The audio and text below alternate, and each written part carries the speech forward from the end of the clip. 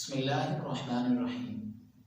آج جس دور سے ہم لوگ گزر رہے ہیں اس بات کے اندر کوئی شک نہیں کہ یہ فتنوں کا دور ہے۔ طرح طرح کے فتنے آج ہمارے معاشرے کے اندر موجود ہیں۔ ایسے معاشرے کے اندر اپنے ایمان کی حفاظت کرنا یقیناً یہ فضل الہی سے ہی ممکن ہے کہ انسان نہ جانے کس وقت کون سے فتنے کا شکار ہو جائے، کوئی علم نہیں۔ ہمارے ہاں بدقسمتی یہ ہے کہ لوگوں کے اندر دین کے حوالے سے پیاس تو موجود ہے کہ وہ دین کو سیکھنا تو چاہتے ہیں، مگر کسی کو استاد بنائے بغیر، وقت دیے بغیر، کتاب کو ہاتھ لگائے بغیر انٹرنیٹ سے اپنی مرضی کا علم سیکھنا چاہتے ہیں، اپنی مرضی کا دین سیکھنا چاہتے ہیں۔ چاہے جائے کہ انسان اپنے گناہ کے اوپر ندامت اختیار کرے، اپنی غلطی کے اوپر ندامت اختیار کرے اور اسے درست کرنے کی کوشش کرے۔ ہمارا نوجوان اس کے حل کی طرف نکل جاتا ہے کہ کس طریقے سے میں اس گناہ سے یا یہ جو غلطی مجھ سے سرزد ہو گئی ہے اس کا کسی طریقے سے میں حل نکال لوں۔ تو وہ یہ کام کرنے کے لیے انٹرنیٹ کا سہارا لیتا ہے اور وہاں پر جا کر طرح طرح کے لوگوں کو سن کر وہ یہ نتیجہ اخذ کر لیتا ہے کہ فلاں عالم کے نزدیک یا فلاں شخص کے نزدیک میں نے جو کام کیا وہ غلطی نہیں بلکہ ایک نیک کام تھا۔ تو یوں وہ ایک نیا فتنہ بن کر ابھرتا ہے جب وہ اپنی غلطی کو ایک نیا نیک کام یا اچھا کام تصور کرنے لگتا ہے، سمجھنے لگتا ہے، تو پھر اس سے توبہ کے بجائے مزید لوگوں کو اس کی طرف دعوت دینا شروع کر دیتا ہے۔ اسی طریقے سے دور حاضر کے اندر جہاں بہت سارے فتنے موجود ہیں، ہماری نوجوان نسل ایک اور فتنے کا شکار ہو چکی ہے۔ آج ہمارے نوجوانوں کی کینچی کی طرح چلتی ہوئی زبانیں، ان کی زبانوں سے نہ تو علماء اکرام محفوظ ہیں، نہ تو اولیاء اللہ محفوظ ہیں، نہ صحابہ اکرام محفوظ ہیں، نہ ائمہ اکرام محفوظ ہیں۔ سب سے پہلے یہ لوگ علماء اکرام کے خلاف بات کرتے رہے اور اس کے بعد جب وہ علماء اکرام پر بات کرتے رہے اور وہاں سے کوئی اچھا خاصا رسپانس انہیں نہیں ملا، جب انہیں معلوم ہو گیا کہ ہم مولوی کو جتنا مرضی تنگ کریں وہ اپنا کام چھوڑنے والا نہیں ہے، وہ اپنی دعوت اسی طریقے سے جاری رکھ رہا ہے، اسے اس چیز سے کوئی فرق نہیں پڑتا کہ اسے کون کیا کہہ رہا ہے، تو ان لوگوں نے دین اسلام کی جڑیں کاٹنا شروع کر دی۔ آج کا ہمارا نوجوان جسے شاید ایمان مفصل کا ترجمہ بھی نہیں آتا، جسے دعائے قنوت بھی صحیح طریقے سے پڑھنا نہیں آتی، جب ہم اسے انٹرنیٹ پر دیکھتے ہیں تو نہ جانے کس قسم کے فتوے اس کے ہاتھ میں موجود ہیں اور کس قسم کے فتوے وہ لوگوں کے اوپر لگا رہا ہے۔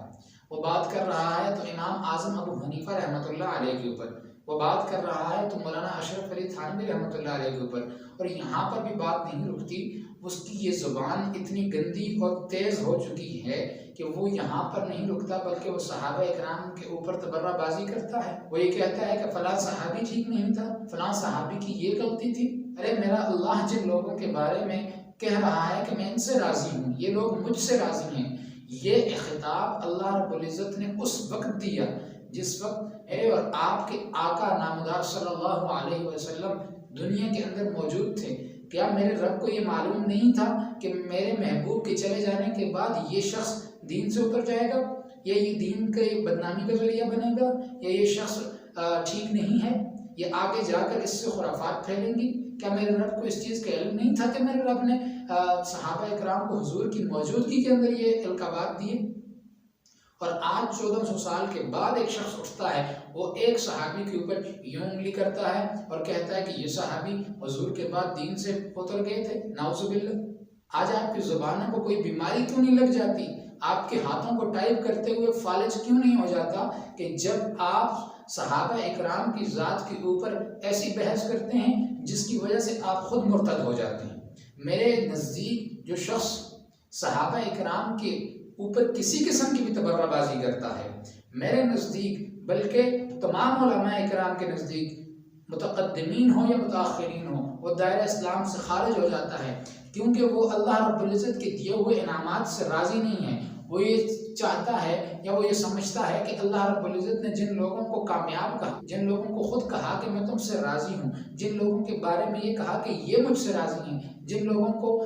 زندگی کے اندر دنیا میں انہیں جنت کی بشارتیں دی گئی، جن کے محلات دنیا کے اندر گنائے گئے، دکھائے گئے، ان لوگوں کے بارے میں جو اللہ رب العزت نے القابات دیے ہیں، جو انہیں انعامات، جو صفات، جو مراتب دیے ہیں، میرے خیال سے یہ تبرہ بازی کرنے والا یہ شخص جو ان کے اوپر بحث کر رہا ہے، اس کا اسلام کے ساتھ کوئی تعلق بھی نہیں ہے، اس لیے کہ یہ اللہ رب العزت کے ان انعامات سے راضی نہیں ہے۔ گویا کہ یہ صحابہ اکرام کے اوپر بات کر کے یہ ثابت کرنا چاہتا ہے کہ اللہ رب العزت سے نعوذ باللہ کوئی غلطی ہو گئی، اللہ رب العزت نے یہ غلط کر دیا کہ اللہ رب العزت نے ایسے اشخاص کو وہ مراتب، وہ مرتبے عطا کر دیے جو شاید کہ اس کے قابل نہیں تھے۔ نعوذ باللہ کہ وہ لوگ جو صحابہ اکرام کے اوپر بات کر رہے ہیں وہ انڈائریکٹلی اللہ رب العزت کے اوپر بات کر رہے ہیں، اللہ رب العزت کے فیصلوں کے اوپر بات کر رہے ہیں۔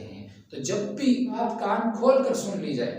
سماعت کر لو تم کہ جب بھی تم صحابہ اکرام کے اوپر بات کرتے ہو تو اس وقت تمہارا ٹارگٹ صحابہ نہیں ہوتے، بلکہ میرے نبی کا وہ دین ہوتا ہے جو صحابہ نے ہم تک پہنچایا۔ اگر صحابہ کو درمیان سے نکال دیا جائے، کسی ایک صحابی کو بھی نکال دیا جائے، تمہیں کیا لگتا ہے کہ تمہارے پاس جو تمہارا آج کا دین ہے یہ محفوظ رہے گا؟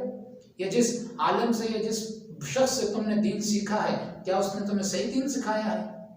اس کے پاس یہ دین کہاں سے آیا؟ یا تو پھر وہ خود کو نبوت کا دعویٰ کر دے اور کہے کہ میرے اوپر ڈائریکٹ اللہ رب العزت نے یہ دین نازل کیا جو میں تمہیں سمجھا رہا ہوں، یا پھر وہ یہ کہے گا کہ یہ دین مجھ تک صحابہ اکرام نہیں پہنچایا ہے۔